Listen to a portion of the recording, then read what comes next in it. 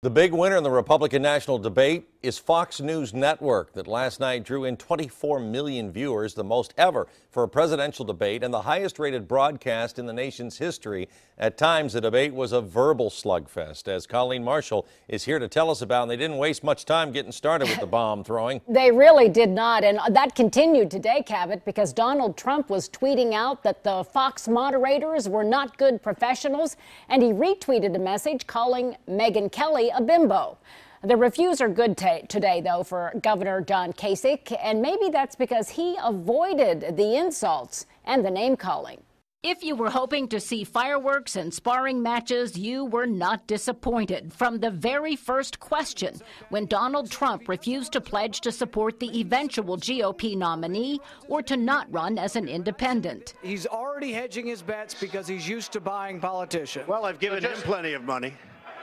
Just to be clear, you can't make it. We're going to move on. You're not going to make the pledge tonight. I will not make the pledge at this time. Okay.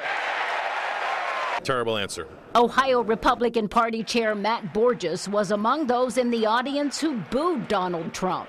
When we're back here in a little less than a year in this very building, and we formally anoint our nominee, it's not going to be Donald Trump. Chris Christie at Rand Paul exchanged words when Paul questioned warrantless searches and wiretapping of suspected terrorists. When you're sitting in a subcommittee just blowing hot air about this, you can say things like that. When you're responsible for protecting the lives of the American people, then what you need to do is to make sure that you use the system the way it's supposed to work. Here's the problem, Governor. You fundamentally misunderstand the Bill of Rights. And the moderators asked tough questions, focusing on each candidate's perceived weaknesses, like Dr. Ben Carson's lack of experience and political knowledge. The thing that is probably most important is having a brain and to be able to figure things out and learn things very rapidly. A gotcha question to Kasich about how he would defend himself against Hillary Clinton's accusations that the GOP favors the wealthy and suppresses women and minorities. She will come in a narrow way. The nominee of this party, if they're going to win, has got to come at it in a big way, which is pro-growth, which is balancing budgets. And how did he feel after the debate? I feel very good. I mean, it's positive. I did what I wanted to do, and I think the reaction has been really, really good. And it has been really, really good. Kasich is getting high marks for his debate performance in and out of Ohio, and we're going to have much, much more on that coming up tonight at 6. Cabot? All right, Colleen, I know you put in a long day and night there. Appreciate it. Now, in any political forum, there are questions about what candidates say. The Associated Press did a quick fact check on some of the comments. At one point, Donald Trump said, quote, "If it weren't for me, you wouldn't even be talking about illegal immigration."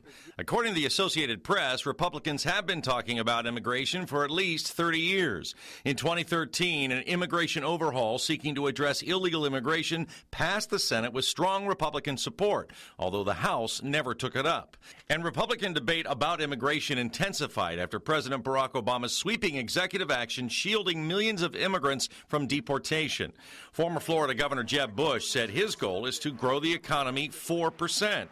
Most economists say the U.S. under any president is unlikely to grow consistently at even close to 4%, largely due to the difficulty of overcoming decades-long trends.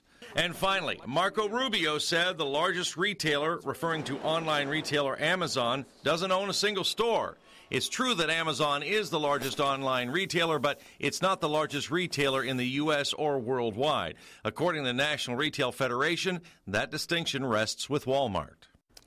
Now, NBC4 is your place for politics. Go to NBC4i.com, click on Politics under the News tab for more.